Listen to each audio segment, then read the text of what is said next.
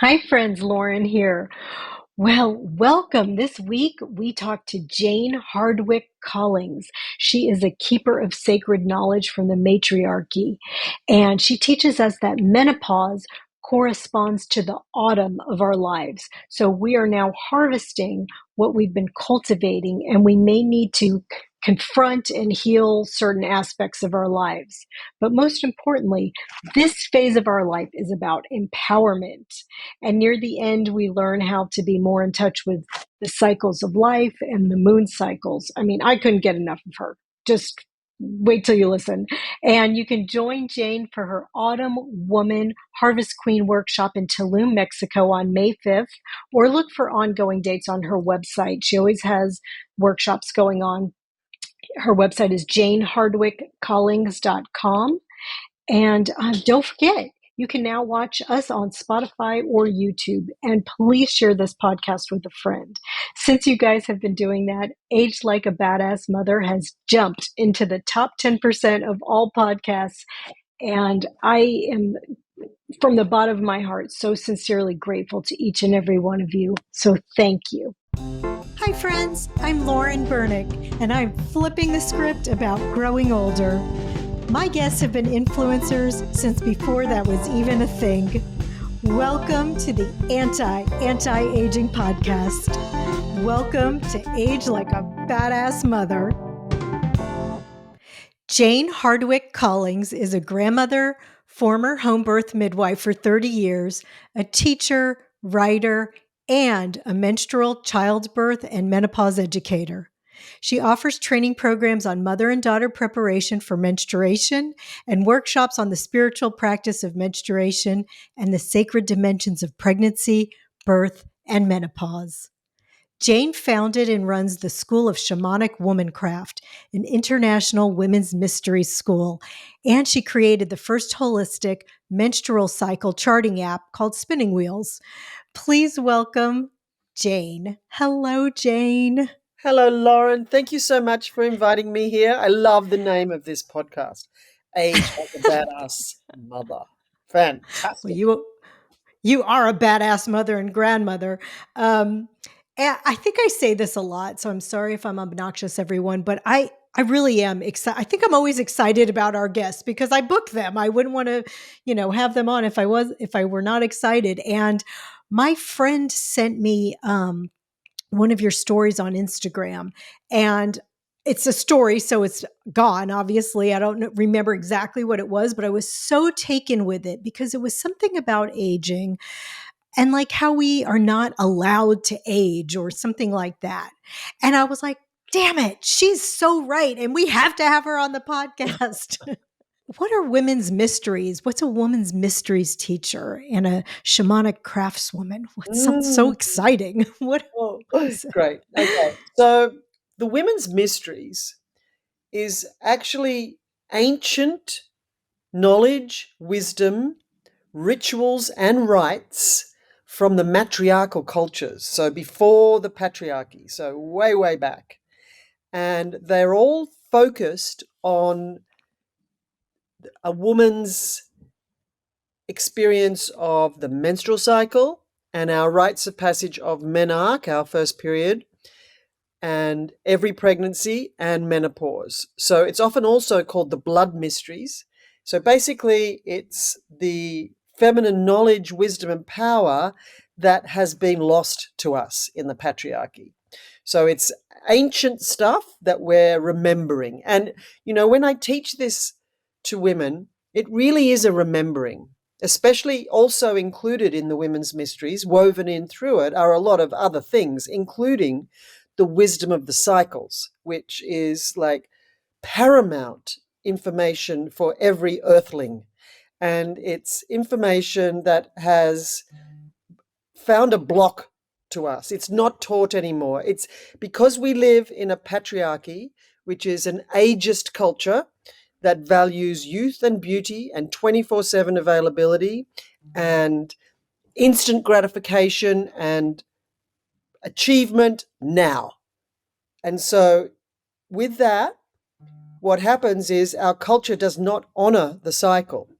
And so we see the effect of that. People burn out, businesses collapse, the world goes to shit because people are ignoring the natural cycles. So the Women's Mysteries weaves all that into it, as well as ways to honor ourselves through our rites of passage. So it's really important information that is actually affecting us and totally running our lives, whether we know it or realize it or not. So it's much of it is a reclamation. And as I said, a remembering. When I do my workshops, I say to the women, I'm going to teach you the wisdom of the cycles, but actually you know all this already. It's in your body, it's in nature, it's in everything around you. So this will be more like a remembering. Can you give us an example of how we can be more in tune with our cycles? And I mean, is this like how it relates to the moons and the seasons? Or I'm not exactly sure what you're talking about. Can you Yeah, give me an example? sure. So the wisdom of the cycles is about understanding what the cycle is, because there's one cycle and everything goes through it just at different speeds. And the cycle goes birth, growth, full bloom, harvest, decay, death, rebirth, growth, full bloom, harvest, decay, death, rebirth, over and over and over again. So everything goes through that cycle. For some, it's literal, like the vegetation cycle in the garden, in nature, through the seasons of the earth, in all the ways. And for others, it's metaphoric, but not really. Like, so we, as our life seasons, go through that cycle. So birth, growth, Right. and that takes us through the spring of our lives, the maiden season. And then full bloom is the summer or mother or creatrix season. And then harvest is the autumn or the post-menopause. And decay and death, the decline is our winter season of crone. So this cycle plays out in our life cycle and our life seasons. It plays out in a day. It plays out in a lunar cycle. It plays out in the earth seasons. And the cycle applies to everything. Even this conversation we're having now, it began, it will grow, it will have its peak, and then it will come down and finish.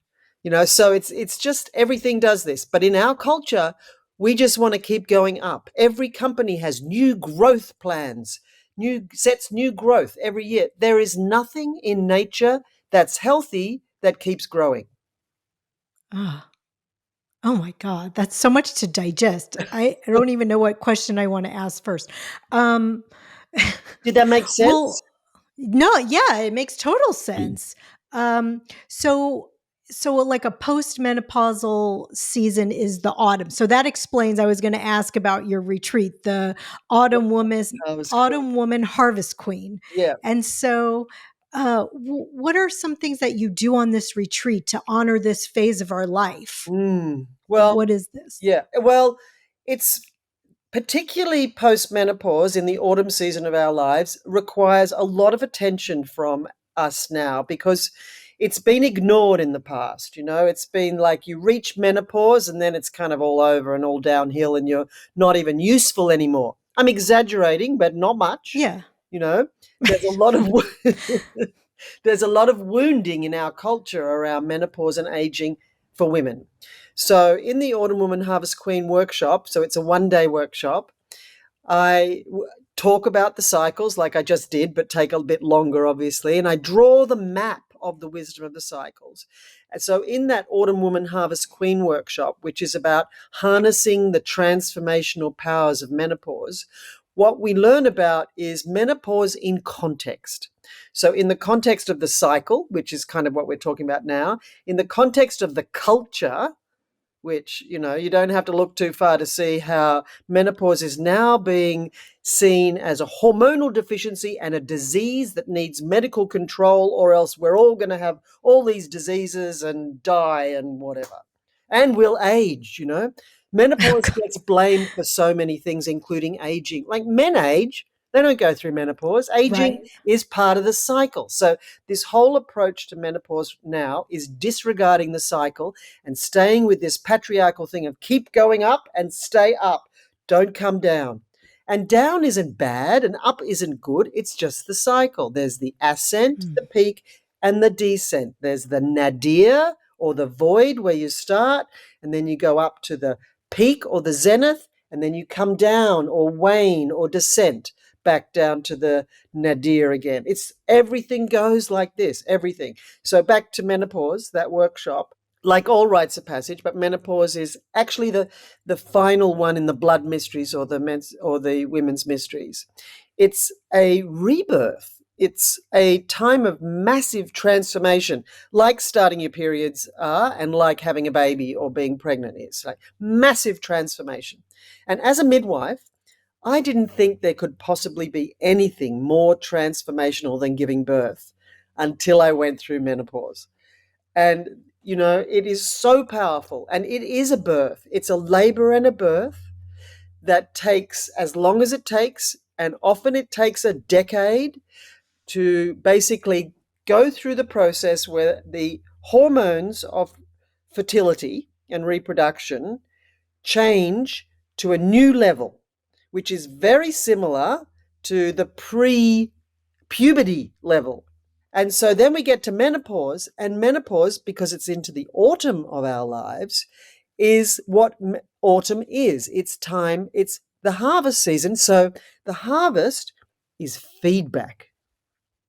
And the feedback that we get in our bodies, our minds, our whole emotional psyche, everything about us, the journey through menopause. So this is part of what the other part of the workshop is, menopause in the context of our own lives. What happens at menopause is like a readout of our lifestyle until that point. So, Ooh. it's huge. So we go through the declining hormones, and menopause, our experience of menopause is often more of a readout of our adrenal glands, so if we're burnt out, we arrive at menopause burnt out, it's going to be a big journey. Or the state of our nervous system. So the more highly strung you are, the more hypervigilant you are, the more intense the experiences are going to be, as well as the amount of caffeine and alcohol that we consume will also affect our experience of menopause by increasing Uh-oh. the severity of the symptoms. Oh, wow. Okay. So if I'm understanding you right, if we have a difficult experience with menopause, it's because of maybe our lifestyle? And I what mean, happened to us in the spring of our lives? and what do you mean by that? Our birth, how we were born, our childhood.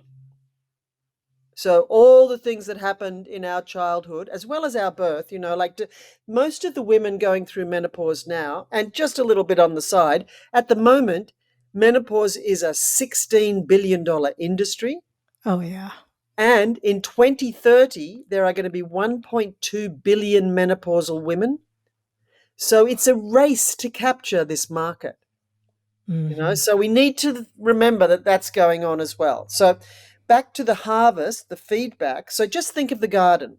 In the autumn, it's the fruit or the vegetables that were planted in the spring. So the harvest of the apple tree or the veggie garden is a readout or feedback of how well the seeds were looked after when they sprouted. So think of this in your life cycle.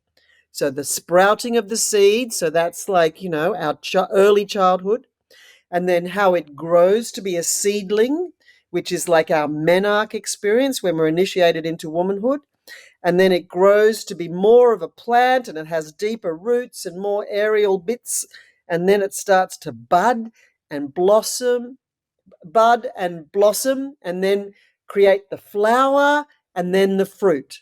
So you got that process? So we go through Yes. that as well. So how Right. well or not well our seedlings were looked after, so us when we were children, affects what happens at menopause. Think of it in another way, it's the same as the menstrual cycle. So menopause, the experience of menopause, is reflected in the menstrual cycle in week 3 of the menstrual cycle, called the inner autumn. It's the time when estrogen reduces in our menstrual cycle, and it's been pathologized. It's called PMS. It's the time when women no longer comply and we tell the truth, right? Everybody knows that, right? So that's been Oh, pathologized. yeah, that's a way to look at it. I love Yeah, it. because it's the result of the estrogen going down after ovulation if you don't get pregnant. Mhm. So that Mhm. is like a microcosm of the macrocosm of menopause. So, in the same way that your PMS experience or your week 3 or your inner autumn of your menstrual cycle is a direct feedback of how well or not well you looked after yourself when you were bleeding. Okay. So expand that out to our lives. Our menopause experience is the direct feedback of our childhood, and then how we were nurtured, and then all the experiences that we had on the way to autumn. So, are you saying, like, if we were not nurtured properly or didn't look after ourselves by eating healthfully, our menopausal experience might be more difficult? And if so, what can we do about that? It will be Or more am I not impacted. understanding? It will be more impacted. And yes, totally. That's exactly what I'm saying. So a big part of menopause is inner child healing work. Mm, And okay. in terms of nourishment and nutrition, one of the leading causes of osteopenia and osteoporosis in menopause is an eating disorder. Hmm, So, really? yes, because when you have an eating disorder, you are malnourished, basically, and your bones get compromised like every other part of your body. And so, our bone health, our bone density peaks in our 20s. And then it goes on a slow decline. And then at menopause, there's a 10% drop in our bone density, which is fine if you arrive there healthy. But if you don't, that's huge. So, Yeah. just as a sideline for anybody who had an eating disorder when they were growing up or have one still or in their adulthood, you need to do the building up of nourishing yourself to improve and increase your bone health. And that's possible. You know, there's lots of naturopaths who have regimes to follow, and it's not just taking calcium because you need to take other vitamins and all other things. Bone health is not just about calcium. So that's one thing. So that's like a direct feedback in the bones if you've been malnourished as a teenager or as however Mhm. old you are when you have your eating disorder. And then in terms of the inner child work, also the other part is in terms of what we face or have to face or don't want to face in menopause about our sexuality and how that shows up with changes to our libido or whatever. That is also related to our developing sexuality because whatever happens at the beginning of something, a life, a process, a version of ourselves, whatever happens at the beginning, affects what unfolds and how. So, a lot of the work that I encourage women to do in terms of being with themselves in their new sexuality post menopause, because it's different, is to remember their first sexual experience. And I would say their first consensual sexual Mhm. experience if they'd had childhood sexual abuse or were raped or, all that kind of horrible Mhm. stuff, because that's more like a trauma that needs dealing with on its own. But when you consensually begin your life as a sexual being in partnership, so not self pleasure, because, we could be doing that from when we're very little, but when you engage as a sexual being with another person, however that starts affects what happens. And then there's a rebirth of that aspect of ourselves at menopause, our sexuality, like there is a rebirth of every part of ourselves. So, part of sexual healing, which is what menopause is all about, healing all the unhealed parts of us. That's a Oh quote my from Dr. gosh. Christian Northrup. And she Yes. says it's the mother of all wake up calls. And she also says it's a rite of passage designed to heal all the unhealed parts of us. So that's what comes up. We're not going crazy. We're not melting down. We are facing the things we've been refusing to face. We are facing the things we've been ignoring, all that kind of stuff. That's what happens at menopause. Now, if we delay it, which is what HRT does, hormone replacement therapy, then what happens is we take these synthetic hormones, either estrogen or progesterone or both of them, that keep us in this sort of limbo so we don't experience the symptoms of the declining levels. But in the background, so we take these, we're up here, hovering here. Some women even start menstruating again and keep bleeding, having a period until, well into their 70s, which I would think there was a bit over the top. But this synthetic thing holds you there in limbo land. It's a bit like the oral contraceptive pill. It just disturbs your whole hormonal story and holds you in some limbo land, which doesn't feel quite right. And women say that when they go off the pill, oh, I've got myself back. And women who go off HRT when they haven't been enjoying it or not wanting to use it anymore say when they come off it, oh, I feel myself again, right? So myself is what's going on in your body. So just back to the HRT, holding you at this level, and in the background in your body, due to your liver doing all its work, your hormone levels of estrogen and progesterone do drop down to that similar level of what it was pre-puberty. And you're hovering above here with this kind of, in a limbo. And then when you stop, and the recommendation was always don't take it for longer than 5 years. But now they're saying, oh, no, you can take it forever. Like they say, you can take the oral contraceptive pill forever.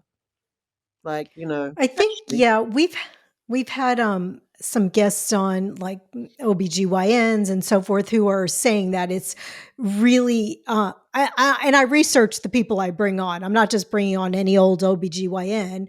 And the Dr. Deborah Shapiro, who we had on, talked about that the evidence is kind of incontrovertible now that it's not good to take hormones, and that if you are having really bad vaginal dryness or whatever, it's better just to, if you need a little boost, maybe a little estrogen cream, you might disagree with that, in your vagina, but not to take pills and whatever. Maybe you need a little boost to get you through. But I think, are you saying it's just better to experience the symptoms? Like, what if you're having really bad vaginal dryness and you can't have sex because it's painful? Well, there's what much what more. does that mean, and what are Yeah, you supposed to do?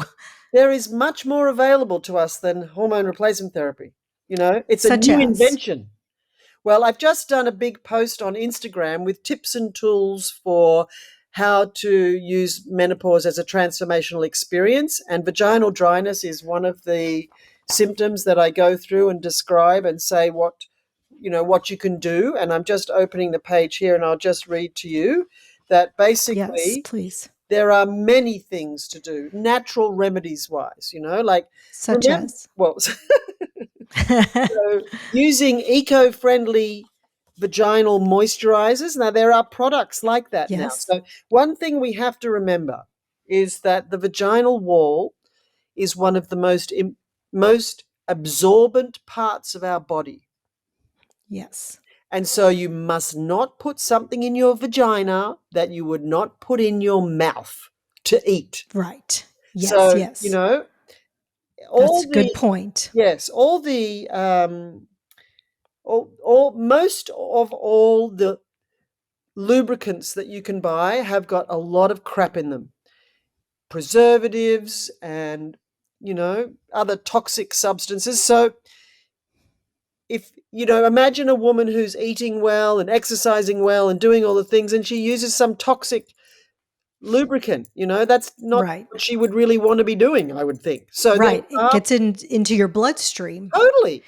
That's mucus membranes in your vagina. That it's an absorption route Exactly. to your body. Yeah. Yes. So what kind of moisturizers and lubricants. We learned also on that podcast that moisturizers and lubricants are two different things, which I didn't know. Yeah. Like a moisturizer, maybe you would use daily, and a lubricant you would use during sex. Yes. Okay. Correct? So correct. Okay. Yeah. So moisturizers, like some women need to use them often, like daily, and if they have like kind of itchiness or whatever, and that's helped. So one brand that I use and have seen is called Yes.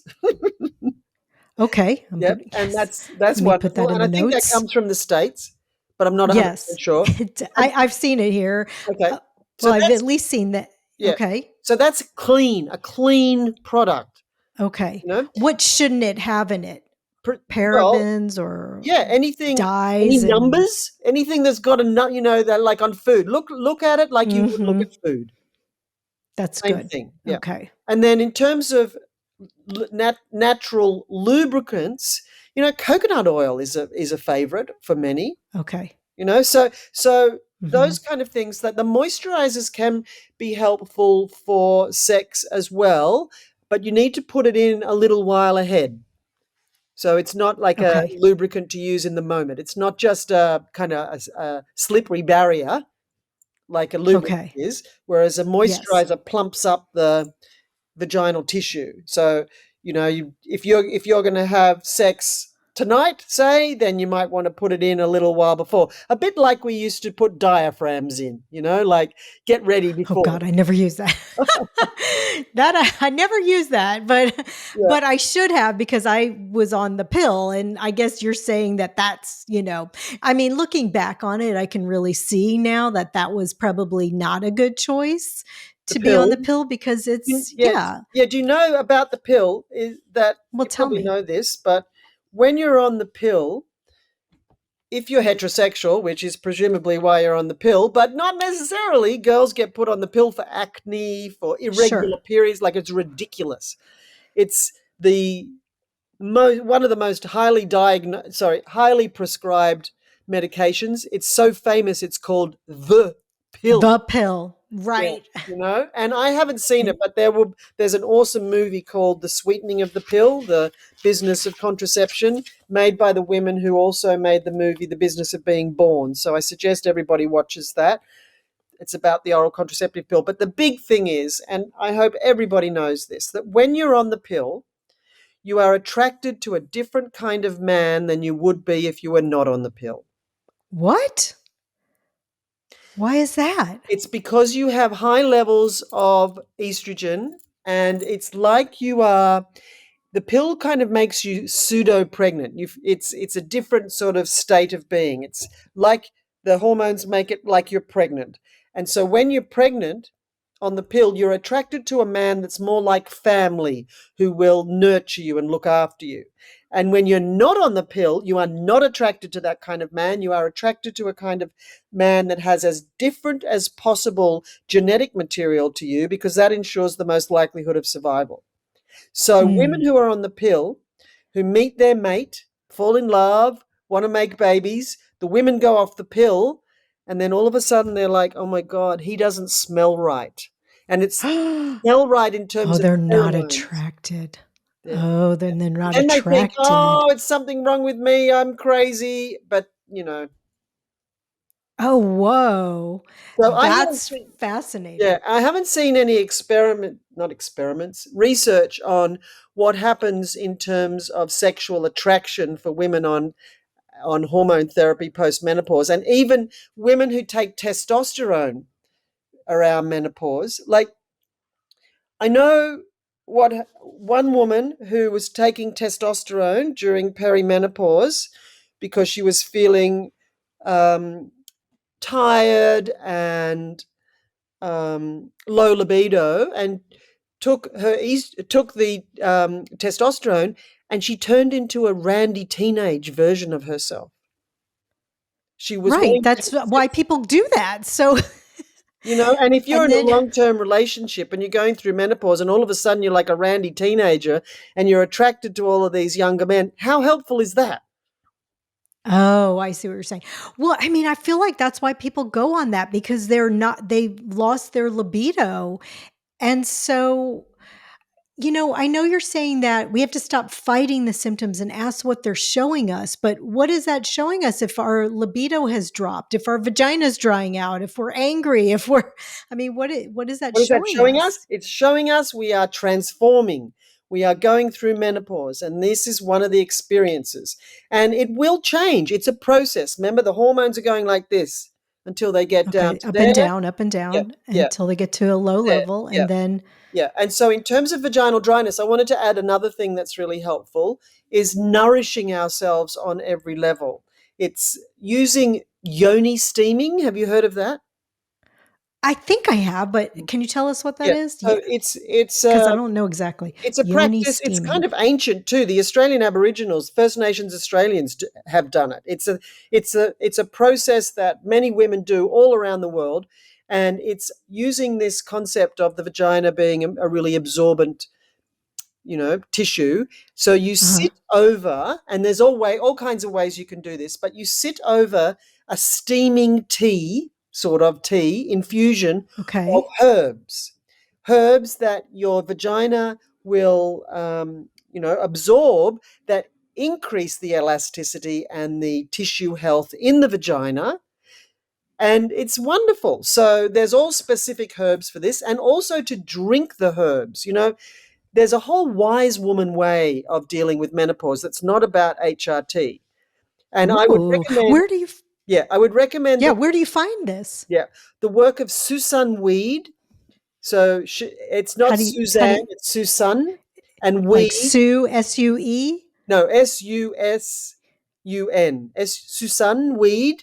Okay. So she's an American. She's on the East Coast. She's got lots of info on her websites and on her Instagram account. And I would recommend that um, women going through menopause look at her stuff about yoni steaming and nourishing infusions.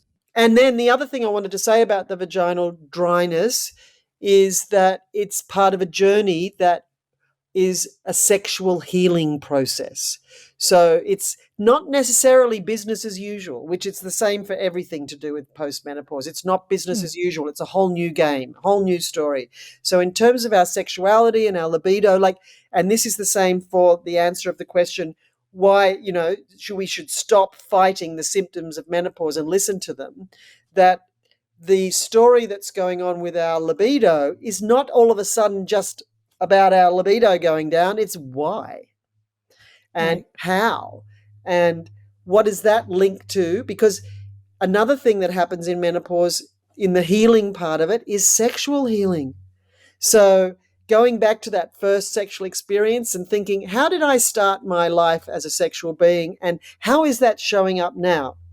So I just give you an example. I, like many, many women in our first experience of consensual sex, had the experience of, oh, is that all it is? Why Is were that we how not that is? why were we not allowed to do that? You know? Right. And that's probably more of a story of our lack of knowledge about it and our partner's lack of knowledge about it, when you're in your early teens or however old you are. So whatever impression you develop then plays out the whole time. Mm. And so when you go through the fertile time of your life, our bodies are organized around making babies. That's what the fertility cycle is all about. So we have high libido when we ovulate, of Yes. course. And we also, interestingly, have another higher libido just before we bleed. Yes. And that's Uh-huh. from two different reasons. So the peak of libido at ovulation is because you're most likely going to get pregnant, and that's the whole point. And the peak of libido just before bleeding is because of the hormone levels that our testosterone is relatively higher than the estrogen and the progesterone. So we have a testosterone driven libido at just before we bleed, which is very different. It's a bit like the one at ovulation is like, oh, whereas the one at Mm-hmm. testosterone is, oh, if you know what I Okay. mean. Yes, I do. I've again, I apologize to my audience who listens all the time. They're probably sick of me saying this, but I'm 56 years old and I still have a regular cycle. And it's crazy. Like I have my period right now. It's like insanity. I don't even, I don't know. I mean, How old were is you there when your something period with that? started? 12? Mm, Had a long damn time. yeah. Well, I maybe mean, that it's not going to be a problem in terms of pathology. You're just in that outlier group. yes. Like the average age is 50, and then I heard someone say 52 the other day. Right. So Yes, average that's what I've been means in the hearing. middle. Sure. So I guess 56. I'm I just on had the my last outside. period at 56. You did? Okay, that's good. I had my Period. first last period at 54, and then I had my next last period at 56. Oh, wow. So And you I had a break in ovulated. between? Yeah, I think I'm still ovulating, I think, because Well, I can feel awesome. it. Well, fantastic. You I use it. guess. Use it because this too shall pass. Yeah, I know. But I just wanted to Okay. add something more about the Oh, why, yes, how do we please. stop fighting the symptoms of menopause? Like, Yes, well, please. first of all, when has fighting our body function ever worked? That's such a good point. You're It's right. just not a thing. So I think that as I've already said, we've learned a lot about childbirth that we need to bring to menopause because they're connected. One rite of Right. passage leads to the next. And that's another point, that a lot of the healing work in menopause is childbirth trauma healing that needs Yes. to happen. Mhm. All Mhm. the things and the menstrual pathology that we've been experiencing as well. So Mhm. so when we should have hopefully learned that how we give birth is matches our life. It's like a readout of Yeah, our I did not. I feel like I really didn't do that the way I would do that now. For exactly. sure. The two decisions we make about our birth that have the hugest impact on the outcome are the place of birth and the primary carer. And that therefore indicates which model of care we choose. And most women think you got to go to the doctor, the specialist, and the private hospital if you can afford it. But we think we've been brainwashed to think that we need medical specialist support or else our babies and ourselves are going to die or something. And, so the obstetric model for birth focuses on risk and the likelihood of that happening. And the thing about childbirth is that if you bring fear to it, then, it doesn't work. Fear makes adrenaline, which is the antidote to oxytocin, which is what labor and birth and breastfeeding are all about. So we really need to be choosing the midwifery model, which is the model that sees childbirth as a natural part of a woman's life, not an explosion of risks waiting to Yeah. happen. So childbirth, we should have learned that. Also, we should have learned during our menstrual cycle experience that all of these things, childbirth is like a readout of our mindset, as I said, and our menstrual cycle is a readout of our life each month, each cycle. And we learn from both of those things that our body knows what to do. And she speaks to us through the Mm. symptoms. So rather than fight the symptoms, we listen to the symptoms. And I really hate the word symptom actually when we're using it for menopause, because symptoms are signs and symptoms are about disease. Menopause is not Yeah. a disease. So menopause we have physical experiences, but I'll just keep saying symptoms because that's what everybody uses until we don't. But these symptoms are a readout. They are information that is telling us what our body's doing, how and why, and the way to not fight with them, the way to use the physical experience, symptoms of menopause for personal growth and self awareness is to notice what arises for us in the process of the experience. So, just the libido, say. And some women do not lose libido, it increases for them. Right. Right. Menopause, for a good number of women, is a blissful, even orgasmic experience, but they're not getting Mhm. much airtime, right? Because they don't get Right. money. Exactly. Right. So I've done some posts on my Instagram where women talk about their positive experiences of That's menopause. great. Have a look in the highlights under menopause for the women to read it. But basically, it's it's about what the symptom tells us. In other words, how our body is talking to us and what arises for us. So back to the libido, like what arises for you with the decline of your libido? What emotions, what memories, what thoughts, what fears, and those are the things to work on. Mm. So my own journey through that brought up incredible things for me about an internalized um, fear, and just want to write something down so I don't forget it. It brought so my experience of navigating my sexuality and my decreased libido at menopause brought up internalized feelings from my red thread, my mother line, my female generational trauma. Now, my mother was sexually abused as a child, and there's a just be and so I could feel that. Now, I just want to explain how you know that. So, when when you're pregnant with a daughter, so think of the mother pregnant with a daughter, from 20 weeks gestation, all that baby girl's eggs form. Hmm. So, pregnant with a daughter, from halfway through, you have all your grandchildren that you would ever have from that daughter in your womb. It's insane. And so, you, That's me, all of us, crazy. we Yeah, were all yeah. in our grandmother's wombs and experienced Wow. the second half of the pregnancy she had of our mother's birth. And then we were in our mother's body all the time from when she was in utero in our grandmother's body.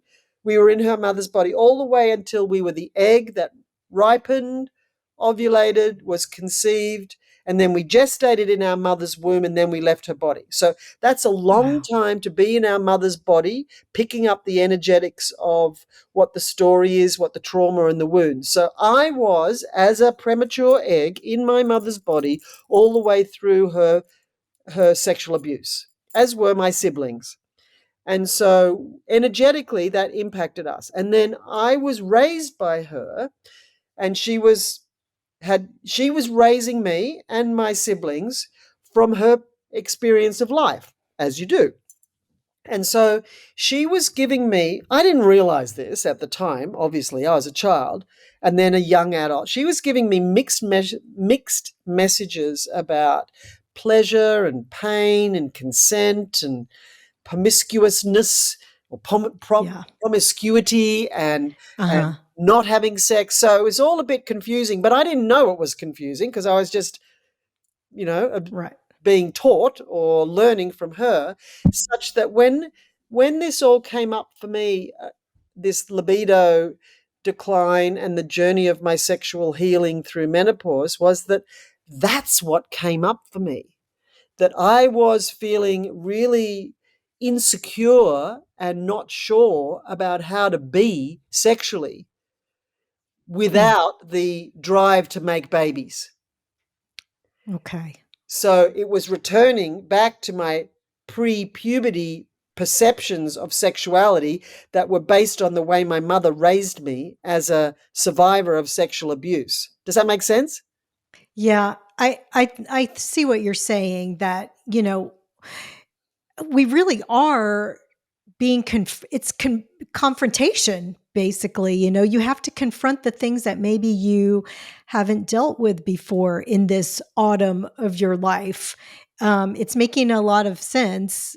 um, and I really like your explanation of to stop fighting the quote unquote symptoms and ask what they're showing us. Because and also, I said this, I read it somewhere in that interview that I just referenced with Dr. Deborah Shapiro, that I said I read somewhere that it's not that women want sex less when they get to be older. It's that they're not maybe sometimes willing to put up with mediocre sex or bad sex, or they want things differently. And it's maybe a really good time of opening up some communication that maybe you really need to have with your partner. And Totally. Totally. And it That's could it. be maybe so much better, Totally. Exactly. So it's a renegotiation or Yes, right. transformation, which is what that Mhm. happens in menopause with everything. It's all about a renegotiation and a transformation or change of everything. Your sexuality, your work life balance, your Uh-huh. relationship with exercise, what you eat, everything. It all changes. And I just want to say that we're groomed to medicate menopause. Mhm. It starts out at the menstrual cycle. Just take this Tylenol, take this Panadol, and carry on business as usual. Don't show any weakness. Just keep going. Don't stop or rest. That's Mhm. the ignorance of the cycle. Because if you don't Mhm. stop and rest when you're bleeding, then you have a hell of a time with your PMS. Mhm. And Yeah. then medication is encouraged in childbirth. Epidural rates are going through the roof. And as with birth, there's the cascade of intervention. You interfere with one thing, and then usually everything rolls on. Oh, yeah. I Okay, totally had that. so then here we go to menopause. Oh, don't worry, there's medication, and then Right. sadly, death is mostly medicated these days. Yes. So we Yes. need to recognize that pattern. It's a clue. And the other Yes. clue is that in a patriarchy, in this culture in which we live, anything to do with women or the feminine that's put down, feared, made invisible, or made a joke of is a clue that it holds great power. Think Ooh. menstrual blood, childbirth, Yeah. menopause, Yeah. then it's huge. And the other thing I want to mention is that menopause is related to the other things in our lives of transformation. So, adolescence, right? Everybody knows what adolescence Yeah. is. It's the Sure. becoming an adult. The next phase is matrescence. Have you heard of matrescence? Yeah, I mean, maybe. I know what it is just from the context of Okay, so it's but it's a phenomena or a period of time like adolescence that's been named by a woman called Dana Raphael in the 1970s, and it describes the becoming a mother. right. And it's been really helpful to mothers who haven't sort of felt like they instantly bonded with their baby, or that they don't feel like a mother anymore at all yet. So it's the process, like adolescence, matrescence. It takes as long as it takes, and it's a process where you decide, how am I going to be a mother? And then Mhm. the next one, and I've given this name, a new name, to perimenopause, menopause, postmenopause, premenopause. Like, everybody's so confused about what's what, and it sounds very scientific and medical. So I have proposed a new term for that to be sagescence, the Oh, I becoming a like that. wise Sage woman. essence. So adolescence, I love matrescence, and that. sagescence. So Yeah. I love reframing that. menopause is really what we need to do. Yes. Take it out of the medical, just like we have for childbirth. Like, it's not Mhm. something strange and unusual we're doing. It's reclaiming feminine knowledge, wisdom, and power in the women's mysteries. Mhm. I just have one. I hope you don't think this is a stupid question, but I know when you're talking about, I guess I really have been groomed about, giving birth and so forth. That has to be in a hospital because what if there's because I do think about a couple of friends that I've had that lost children because they had bad home experiences. And so how do you balance that? Because I would have liked to have had a more natural experience, but there is that fear. That's a big price to pay Hmm. to lose a child. Like, how do you, for people who are, maybe going through this with their daughters or listening to this podcast who are younger? I mean, how do you address that? Yeah, well, you get real with the stats, and you might know two people, but if you look at the big picture, the, it's safer if in many situations to give birth at home than it is in hospital for both the mother and the baby. Okay. So you need to look at the statistics rather than the hear the stories, because there's a lot of fear mongering about home birth. And I hear you that they were your friends, and Yes. obviously you know the story and that, but one would need to question what kind of care they had, what the setup was, and all of that kind of thing. So Sure. and plenty of babies die in hospital. That's also true. You're right. Yeah. And Okay. there's recently been an inquiry into birth trauma in Mhm. Australia, and so many women experience crippling birth trauma from the medical model in the hospital for birthing. And I'm sure you know plenty of women who've had that experience as well. For sure. Yeah. For sure. So I home okay. birth is safe when you have the right setup. And what's the right setup? The You right have to setup have is to have people who attend you who are trained midwives who know how to do all the things you need to do. So midwives are the experts in normal pregnancy, birth, and postpartum. Mhm. Doctors are the experts in abnormal pregnancy, birth, and postpartum. And often what happens with the way the medical model, the obstetric model, is a lot of intervention that causes problems. And I'm sure you know plenty of women who had one thing and it led to Yes. all the things. So that doesn't happen in the midwifery model. And having a home Okay. birth doesn't mean that you stay there. You use the medical model when you need it. Like it's not home Yeah, I birth think at that's what all costs. happened. Yeah. You know, Mhm. the transferring for obstetric help when you need it. But Yeah. that's not I very feel like that was not I feel like that's where it went wrong. Like maybe it wasn't recognized that things are really going bad. Okay.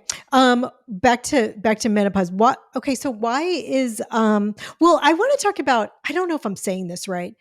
Oest- Oestrogen estrogen, or is it estrogen. estrogen? Yeah. So it's the hormone of accommodation. So in you've mentioned a few times like we're returning to our prepubescent self, and I think it was again Christiane Northrup that said something like, I don't even remember. Like you're sitting around the table and somebody asks you to pass the brisket and you throw it out the window, or so it was something like that because you're like, get your damn food on that.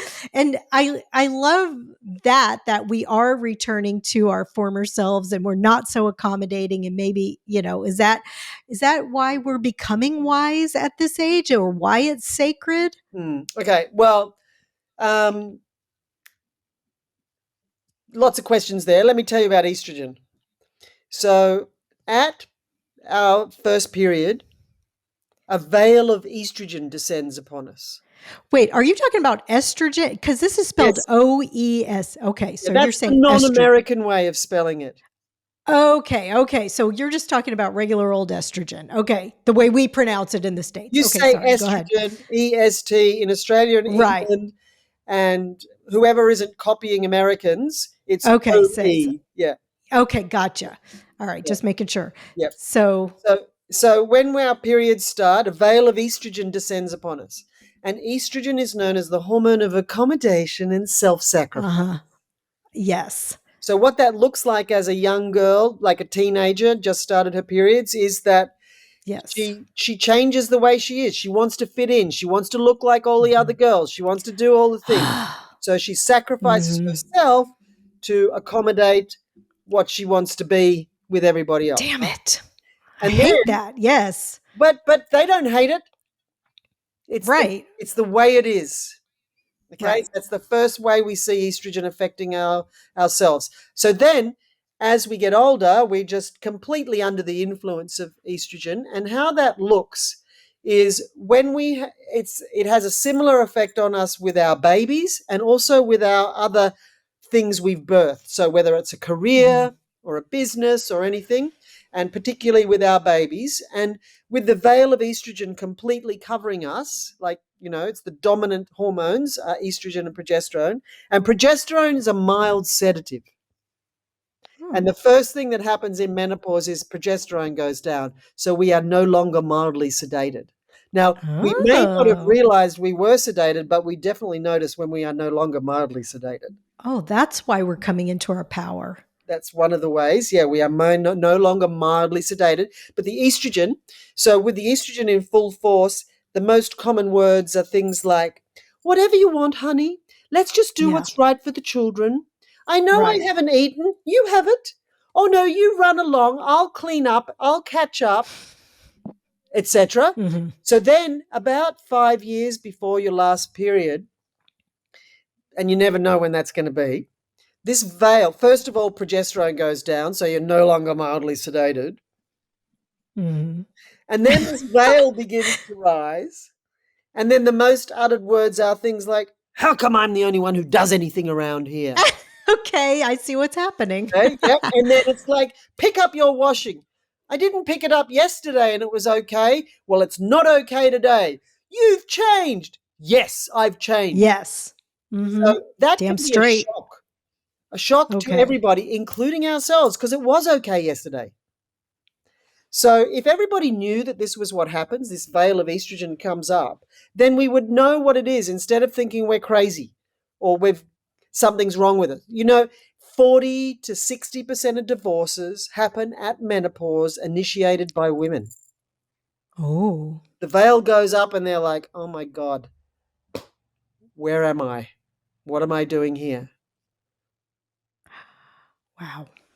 That's very interesting. Okay. So another way we're coming in, you've called it an energetic upgrade. So we are really truly coming back to ourselves and our power and all the things if we just Yes. really pay attention. Yeah, we are no longer mildly sedated. And for the first time in our lives, rather than sacrificing ourselves to everybody else and everything else, and I'm not saying we don't do stuff later. I mean, obviously we do, but we are oriented in the menopause process with the estrogen declining. We are oriented to ourselves, probably for the first time in our adult life. And that's Mm. power. Yeah. Oh, God, that's true. That's true. I love it. Okay.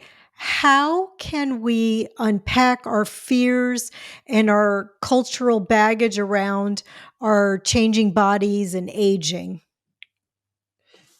Well, first thing is we have to.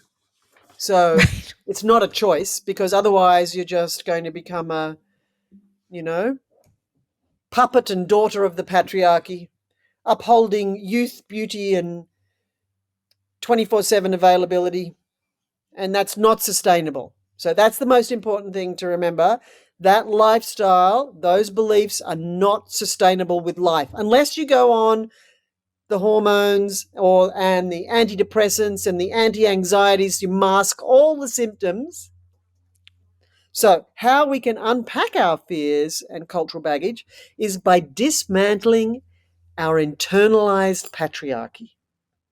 So, we can't not have internalized the patriarchy because we were raised by mothers of a patriarchy who were raised by mothers of the patriarchy all the way back.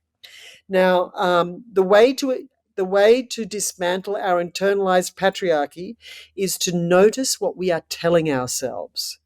Notice Mm. the judgments we have. Oh, look at me. I'm too fat. I'm too thin. I'm too slow. I'm like all the things. Notice them. That's the first clues to your internalized patriarchy. And then you have to grab that, I'm too fat, or whatever it is, and unravel that. Like, fucking bullshit, I'm too fat.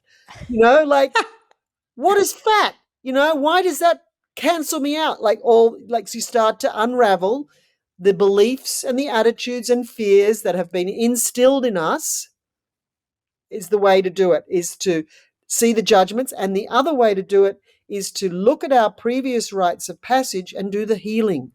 So the first one that is helpful, well, actually, understanding how we were born and then figuring out the pattern of that and figuring out how to work with that is extremely important inner work. And I would say that's for everybody at any time in their life. But in terms of menopause, that comes up. But let's focus on the women's mysteries, our menarche, our first period. So that's a rite of passage. And whatever happens at a rite of passage, so everybody be thinking about their first blood. Whatever happened at your first period or didn't happen, whoever was there or not there, what was said and not said, and what was going on in your world at that time all adds up. So this goes for menarche and childbirth and menopause, but let's focus on menarche. The experience all adds up to teach you on a subliminal level, which means you don't even realize you're being taught. You're being Oh, God.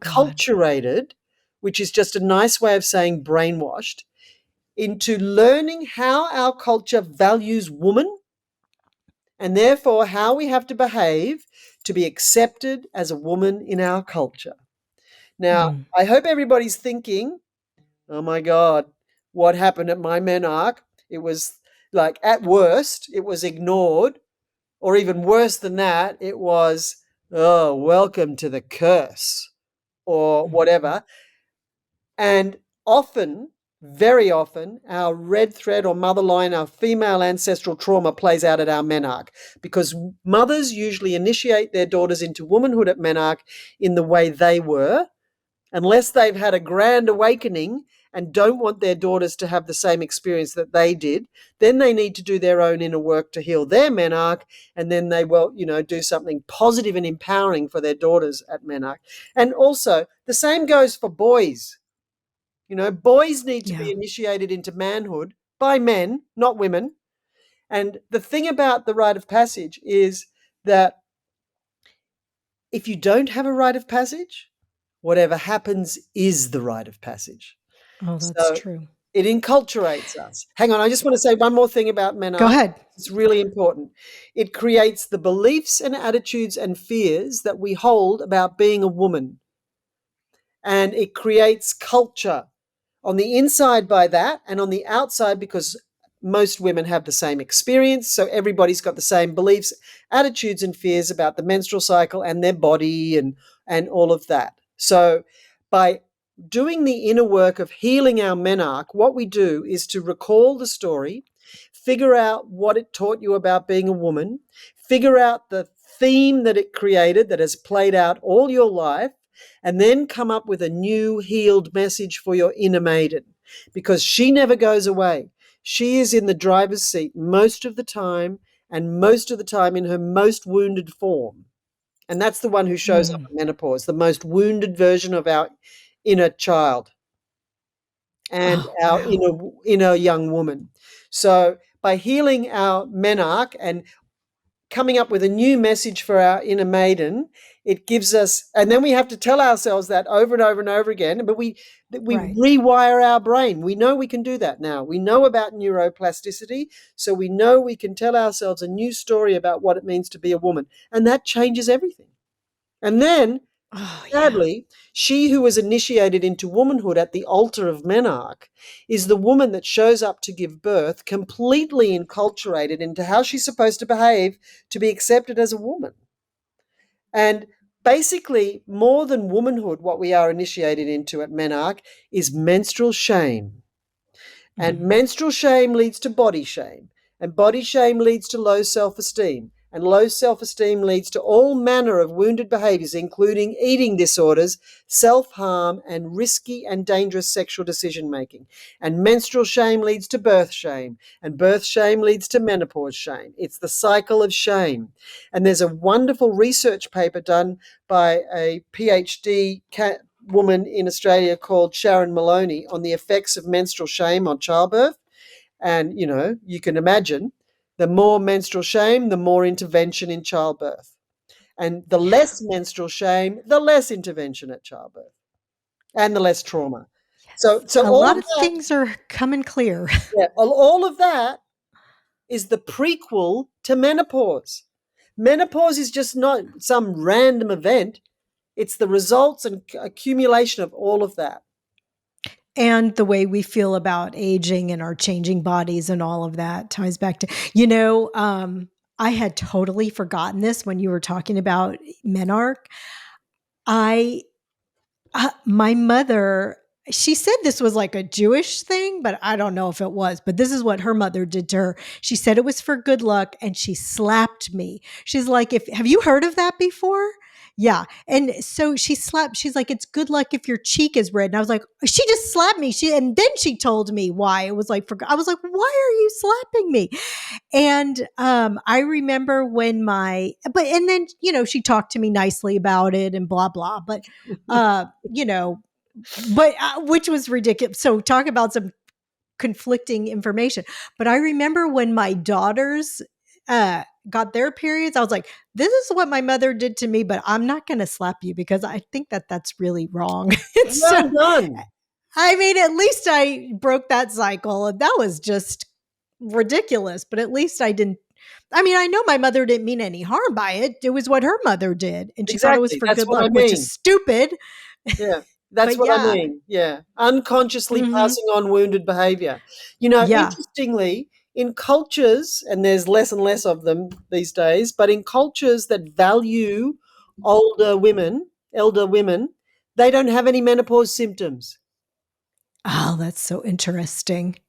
One last thing, like just for the moon cycles and how do we stay in touch with our femininity through the moon cycles? Is there some advice for that? Because I just Totally. find that so fascinating. Yes. So What's good. Yeah. So, first of all, it's important to notice the moon. So Yeah, connect with the moon and make a commitment to look where she is every day or yeah, night, whatever. But then yeah, when you right. do that, you'll start to notice that she's not in the same place every day and her shape Yes. changes every day. And then that is a wonderful, wonderful invitation into understanding the cycle. Now, the lunar cycle, over 700 species on the planet organize their fertility and reproductive cycle around the moon. Over Mm. 700. And it was the same for us. So the story goes, I know this isn't about the moon, but I want to add this bit. The story goes that before electricity dominated our lives, which isn't that long ago, late 1800s, when there was Mhm. no light pollution, of which Right. there is so much now, right? You can be in the city and it be a full moon and you can't even see it. You can't even notice it. Mhm. And we have lights on all night, keeping it to be daytime. Like we're messing with our heads, right? So before electricity dominated our lives, the story goes that all women, and it wouldn't be all, but all women ovulated at the full moon and bled at the dark moon. Now this is because Oh. there's a switch in our heads related to our melatonin production. So, melatonin is the thing that can help you go to sleep. So, we make melatonin, and it's related to the levels of estrogen and progesterone that we're making in our fertility cycle as well. So, it's all connected, like everything is, so that when there was the most light in the night sky, full moon, and in relation to the building light, estrogen and progesterone increased, melatonin decreased, and we ovulate. Oh, And at then the full moon. yeah, that's the pattern. That's the Oh, blueprint. I'm messed up then. Well, there's no messing up. These days, there's too many other influencing factors, like we travel, we eat different food. But women in traditional cultures, women who live in the country, away from light, and women who commit to being connected to the moon will change their menstrual cycle so that it's more in alignment Oh. with the moon. And it's not right or wrong because there's too many influential factors now. But in terms of how to connect with the moon, there's some wonderful practices to do. So we've just had a full moon that was on Yep. a few days ago. And the way to connect with the moon is, first of all, to realize that you're not disconnected, right? Mhm. You are under her influence, like everything else on the planet. And so the way I connect with the moon, apart from just watching her and realizing I'm a complete lunatic, I am totally drawn to the moon and I love it so Oh, much. same. Yeah. Okay. Same. So there's prayers we can do with the moon phases. The moon does a cycle. I've got lots of information about this in all my work that I do, is how to flow with the lunar cycle. But the most important thing is setting prayers and intentions and wishes. So at the new moon, you plant seeds, metaphoric seeds. You set an intention. And then you've got to watch it, because setting an intention is only step one, not the only thing. You set your intention, then you need to watch, like a gardener, all the things you need to do to help it grow. So new moon prayers, setting intentions, then full moon prayers. So before the full moon, we can dedicate the energy of fullness to something. I dedicate the energy of fullness to my recent project or whatever. And because everything is fully illuminated under the full moon, it's to give thanks. So a gratitude prayers for what's fully illuminated in your life. And then the dark moon, so before the new moon. So the dark moon and the new moon is actually the same thing. It's 0% illumination. The new moon is a nanosecond later when it's the new cycle. And the full moon is a moment as well, right? But at the end of the lunar cycle, the dark moon, our prayers are of letting go. So what do you want to let go of at the dark moon that you don't want to grow again and get bigger in the new moon? And these prayers also similar to the menstrual cycle. So we do blood prayers. Collect your blood and pour it back into the earth and say all the things you want to let go of and all the new things you want to bring into your life. This blood prayers. Oh, dang, I've never done that. That's so cool. I'm doing that. Yeah, okay. So That is awesome. Have a look on my website, JaineHardwickeCollings.com. Sign up for the newsletter and you'll get a free PDF called The Spiritual Practice of Menstruation, and it'll teach you how to do all that. Jane, you're amazing. I am so thrilled that we have connected. Honestly, I've learned so much today, and I've just had so many realizations about, I don't know, everything. It feels like. And I just am really going to reflect on our conversation today. So I appreciate you so much. I'll have to have you back. Thank you so much, Jane. Thank you, Lauren. And Take care. Thank you for the work you're doing. Oh, thank you. Bye-bye. Bye. Thanks for listening, friend. From my heart to yours, be well until we meet again.